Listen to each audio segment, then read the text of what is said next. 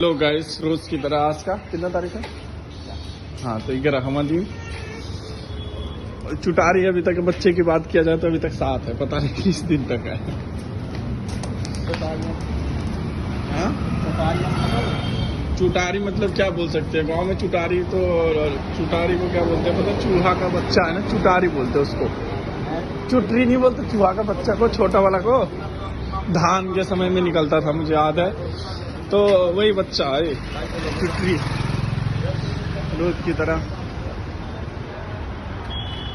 गाड़ियां, लोग सब अपने पथ पे, हम भी आशा करते हैं अपने पथ पे होंगे, सही रास्ते पे होंगे। और हम ये भी आशा करते हैं आप लोग भी सही रास्ते पे होंगे भाई। और रोज की तरह जिम की शुरुआत और आगे का एक्सरसाइज दिखाता हूँ भाई। और गाइस, जैसे कि आप लोगों को पता है आज का हमारा 11वां दिन है एक्सरसाइज का भी। तो अगर एक्सरसाइज की बात करें तो हमने ऑलरेडी लिया हुआ है, जैसे कि आप लोग पहले वीडियोस में देखा होगा। चेस्ट का ऑलरेडी लिया हुआ था, उसके बाद बाइसेप्स का लिया हुआ था ऑलरेडी, और मैंने शोल्डर का ऑलरेडी लिया हुआ था। तो ट्राइसेप्स मैंने सोचा आज ट्राइसेप्स ले लूँ। तो ये जो एक्सरसाइज था ट्राइसेप्स का था गाइस, जो मैंने अभी आप देख पा रहे होंगे वीडियोज़ में।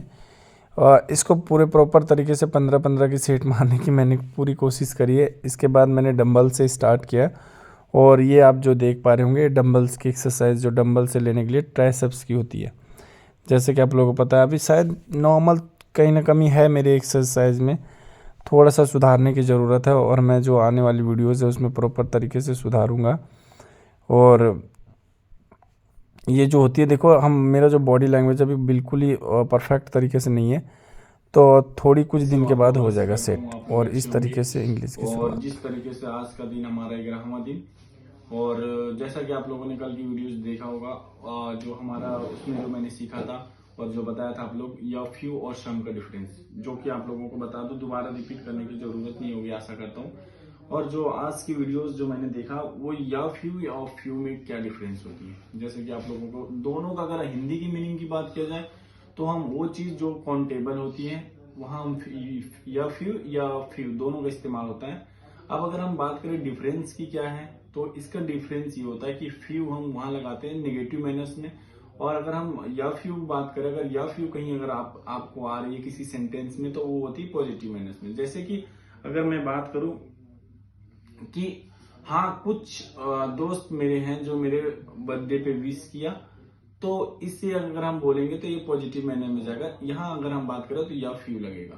और अगर हम यही चीज बोलेंगे कि यही सेंटेंस को अगर हम इस तरीके से बोले कि सिर्फ कुछ ही फ्रेंड थे जो हमें मेरे बर्थडे पे विश किया, तो नेगेटिव और पॉजिटिव का यही था कि जैसे कि अगर आपको एक और एग्जांपल के तरीके से मैं समझाऊं कि कई स्टूडेंट्स जो होते हैं वो 90 लेने के बाद भी वो खुश नहीं होते कि वो 10% कहाँ गया, लेकिन कई होते हैं कि 33 आ गया बट ओके। यही मेन डिफरेंसेस है कि अगर वो जो 90 के बाद भी अगर वो जो ढूंढ रहा है वो फ्यू में हो गया, और मतलब संतुष्ट हो, अगर आप संतुष्ट हो तो उस समय या फ्यू की लग जाएगी।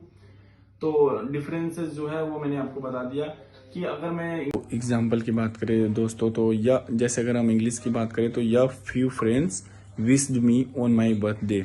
और अगर हम इसी को नेगेटिव मैनर में जाएंगे तो few friends wished me on my birthday. दोनों में नेगेटिव पॉजिटिव है कि कुछ ही फ्रेंड्स तो जो हमें विश किया हमारे बर्थडे पे, और अगर हम पॉजिटिव की बात करें तो कुछ फ्रेंड हैं जो हमें विश किया हमारे बर्थडे पे। अगर हम दूसरे एग्जाम्पल की बात करें तो गैस हम ये एग्जाम्पल ले सकते हैं, हैव या few months for preparation our exam.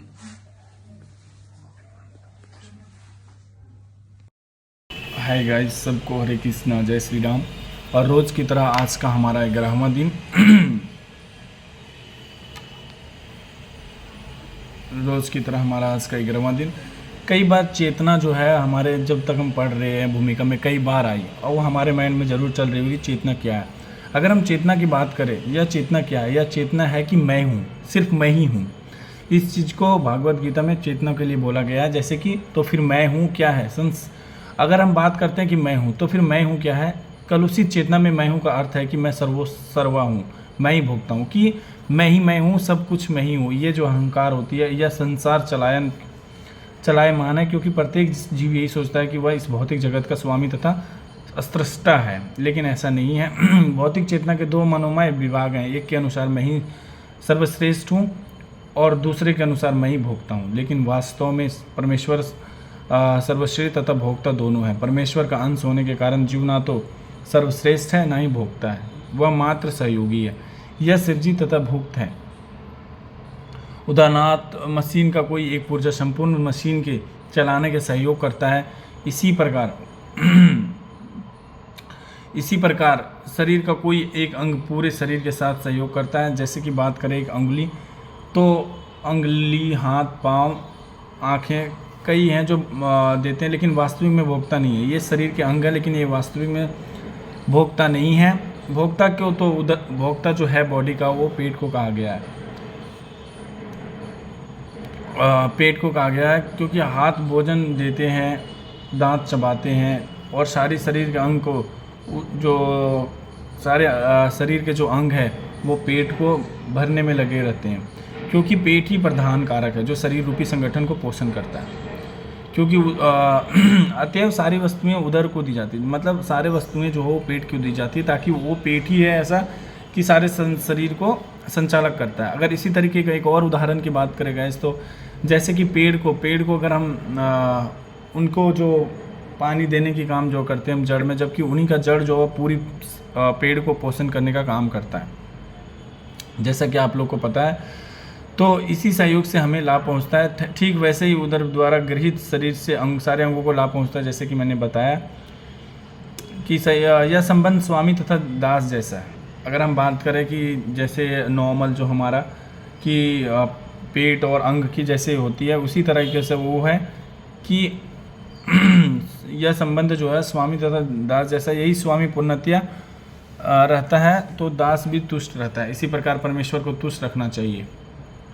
यद्यपि जीवों में भी स्पष्टा बनने तथा भौतिक जगत को भोग करने की प्रवृत्ति होती, क्योंकि इस दृश्य जगत के स्रष्टा परमेश्वर में ये प्रवृत्तियाँ हैं। जो चीज़ मैंने बताया कि ये मैं हूँ, ये वाला चीज़ जो होती है वो अहंकार में होती है, और वही चीज़ होती है कि जैसे मैं उदाहरण के थ्रू मैं आपको बताया कि पाँव, अगर चाहे पाँव चल के देता है, उंगली उनको बना के देती हैं और दांत चबा के देता है, लेकिन वो मिलता कहाँ है? वो पेट को, क्योंकि पेट ने पूरी कारक है उसका, और वो पूरी शरीर को ध्यान रखता है। जिस प्रकार से ये हमारे भगवत गीता में भी उनका वर्णन किया गया है। तो आशा करता हूँ गैस आप लोग अच्छे होंगे, और मैंने सही समझाने की कोशिश किया होऊंगा, और किसी भी प्रकार की गलती होगा तो रोज़ की तरह मैं आप लोगों को हाथ जोड़ के क्षमा चाहता हूँ, अपने इस छोटे भाई को और क्षमा करना। और मैं सुधारने की कोशिश करूँगा, क्योंकि अभी मैं कोशिश ही कर रहा हूँ, और आशा करता हूँ आप लोग स्वस्थ होंगे और आप लोग अच्छे से रहेंगे। जय श्री कृष्ण, जय श्री राम। और इसी तरह आज का ये हमारा 11वां दिन गीता का समाप्त हुआ। Love you guys, bye bye, जय श्री राम।